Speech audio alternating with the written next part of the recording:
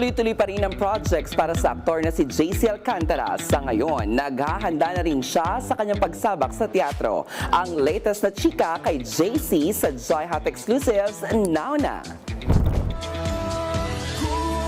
Mula sa katatapos lamang na I-1 series na Misbehave, diretso naman ang aktor na si JC Alcantara sa pagpapromote ng pelikulang kabibilangan niya, ang Saving Cherry.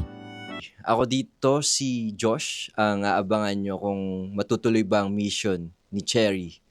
At yun, meron din kaming intimate na gagawin doon.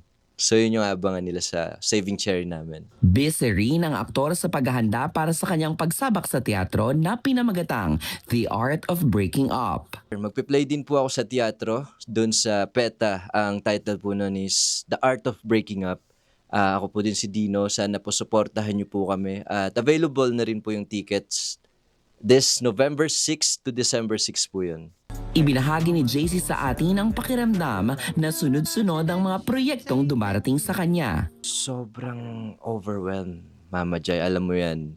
Pinag-pray ko lahat to. Ito talaga yung gusto ko. Yung nag-work ka kahit pagod ka na. Kasi masaya ka pa rin kahit pagod ka na.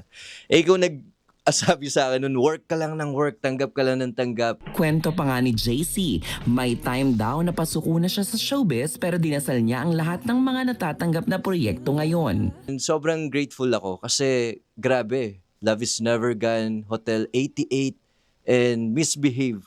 So ang dami nangyayari this year na pinagdasal ko lang last year. Yung time na nawawala na ako, na pasuko na ako, yung mga director at mga manager ko nagtiwala sa akin na hindi, paglalaban natin.